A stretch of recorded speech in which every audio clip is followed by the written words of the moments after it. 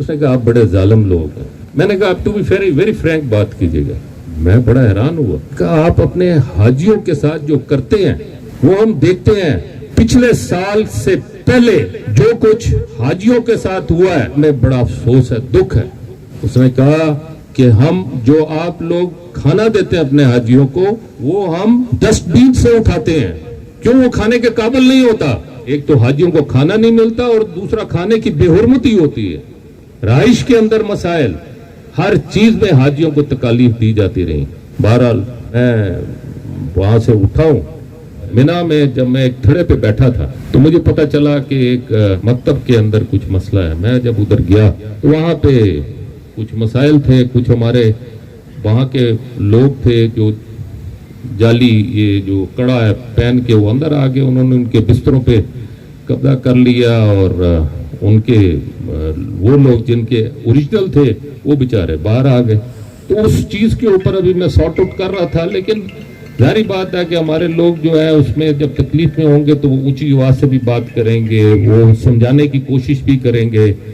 وہاں پر فوج اور پولیس جو ہے وہ یہ سمجھے کہ پتہ نہیں کیا یہ ہنگامہ ہو گیا. انہوں نے آ کے ان کو گرفتار کرنے کی کوشش کی. جب گرفتار, میں نے کہا ایک کو گرفتار نہیں ہونے دوں گا. اور ادھر کوئی پارٹی نہیں ہے, ایک ہی نام ہے, پہلے مسلمان اور پھر پاکستانی. میں ان میں سے ایک کو ادھر سے جانے نہیں دوں گا. تو انہوں نے کہا تم کون ہو جو تھوڑا بہت ٹوٹی پھوٹی. میں نے کہا میں وزیر مذہبی امور ہوں. نے کہا جب جس بندے پہ جب ہاتھ ڈالتے ہیں تو یا تو وزیر بن جاتا ہے یا بادشاہ بن جاتا ہے. انہوں نے کہا وزیر تو وہ سامنے ہے, محل کی طرف اشارہ کر کے کہا. اور واقعی سچ کا سارے وزیر وہاں تھے.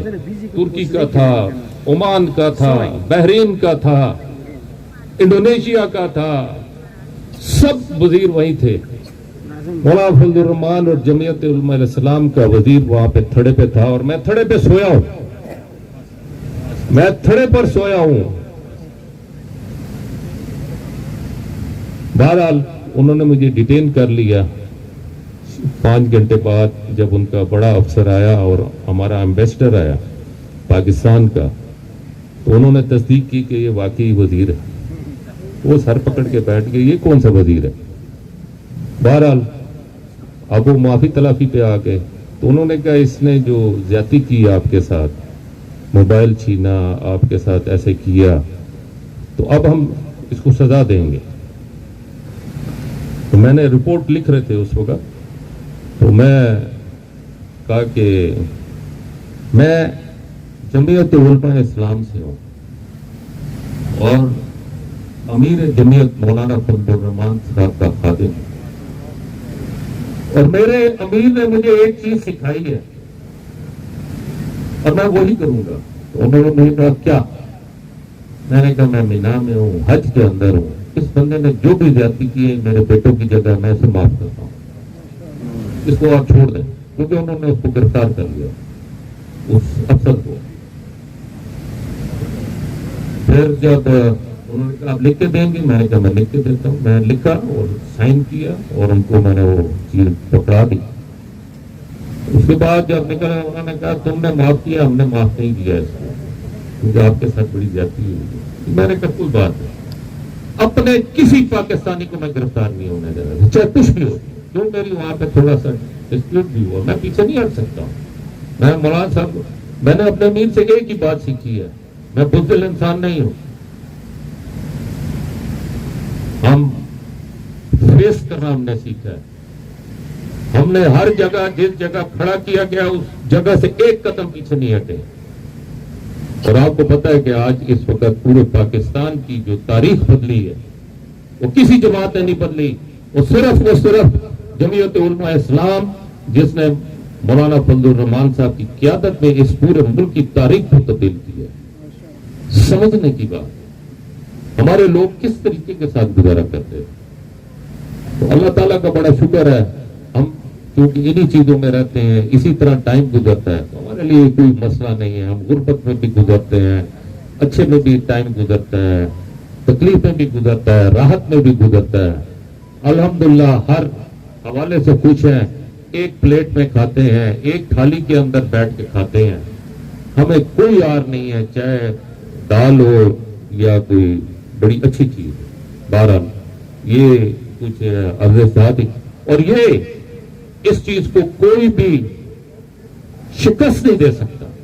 اسی لیے میں کہتا ہوں کہ اچھی قیادت اس ملک کی ضرورت ہے. یہی میرا آخری پیغام ہے کہ صحیح قیادت اس ملک کی ضرورت ہے. اس ملک کی تقدیر بدلنی ہے تو صحیح قیادت کو آپ کو لانا ہوگا، اور لانا کس نے ہوگا؟ عوام نے لانا ہوگا، اور عوام کو سمجھنا ہوگا کہ کون صحیح ہے کون غلط ہے. حضرت عمر رضی اللہ تعالیٰ سے جس وقت ایک وفد ملنے کے لیے آیا اور اس نے وہاں پر پوچھا لوگوں سے کہ تمہارا خلیفہ کہاں ہے؟ ایک نے کہا ادھر ہے، دوسرے نے کہا ادھر ہے، تیسرے نے کہا ادھر ہے. وہ چلتے چلتے جب آخر میں ایک جگہ پوچھے، ایک آدمی شخص سے پوچھا کدھر ہے بھائی آپ کا خلیفہ، ہم نے ملنا ہے. اس نے کہا وہ چلے جاؤ وہ سامنے درخت کے نیچے، جس کے سر کے نیچے اینٹ رکھی ہے، وہی میرا خلیفہ ہے جو وہاں پہ لیٹا ہوا. یہ آج 2023 1400 سال کے بعد اگر آپ کو یہ تاریخ ملے گی تو جمعیت علماء اسلام کے اندر یہ تاریخ ملے گی. اور میں سمجھتا ہوں کہ جب ہم اس انداز میں زندگی گزاریں گے تو دنیا کی کوئی طاقت تمہیں شکست نہیں دے سکتی. جب بیت المقدس کو فتح کرنے کا وقت آیا اور انہوں نے کہا اپنے خلیفہ کو کہو اور آ کے ہم سے چابیاں لے لے، تو جب حضرت عمر رضی اللہ تعالیٰ نکلے مدینہ منورہ سے تو 3 چیزیں تھیں، ایک اونٹ، ایک غلام اور ایک حضرت عمر فاروق رضی اللہ تعالیٰ. انصاف کے ساتھ آدھا وقت اگر وہ بیٹھتے تھے تو اتنا ہی وقت غلام بیٹھتا تھا. اتفاق کی بات ہے جب مدینہ منورہ کے قریب پہنچے تو وہاں پر لوگوں نے پوچھا یہ کون ہے؟ تو انہوں نے کہا وہ ہمارا خلیفہ آ رہا ہے. انہوں نے کہا اچھا وہ جو اونٹ پہ بیٹھا ہے؟ انہوں نے کہا نہیں، جو اونٹ کی راسیں پکڑ کر آگے چل رہے ہیں وہ ہمارا خلیفہ ہے. انہوں نے اپنے کردار سے ثابت کیا اور پوری دنیا پر حکومت کی. تو میں نے پی ایم کو کہا مولانا صاحب مجھے جانتے ہیں، انشاءاللہ اللہ تعالیٰ خیر کرے گا. اور اس کے بعد جب میں نے دوسرے دن جا کے مذہبی امور میں چارج لیا تو 2 دن کی بریفنگ کے بعد میں نے ٹیلی فون کیا کہ میرا بیگ تیار کریں، مجھے فوراً نکلنا ہے. عید الفطر میں ہمیشہ گھر پہ بناتا ہوں اور قربانی کی عید میں پہاڑوں میں اور کیمپوں میں گزارتا ہوں. یہ میری زندگی کی شاید مجھے یاد نہیں ہے، شاید یہ پہلی عید تھی جس پر میں اپنے گھر پر نہیں تھا. میں دفتر سے نکلا ہوں، گھر سے بیگ اٹھایا ہے اور اپنی اہلیہ کو میں نے کہا ہے کہ شاید 3 مہینے ملاقات نہ ہوگی ملاقات، لیکن سمجھو میں ہوں ہی نہیں، اور مجھے بیگ دیں. بیگ لیا اور سیدھا ایئرپورٹ اور وہاں سے میں سعودی عرب چلا گیا. عید الفطر کے دوران اور اس کی چھٹیوں میں ہم مارے پھرتے رہے کیونکہ بہت سارے مسائل تھے، بہت زیادہ چیزیں جو ہیں وہ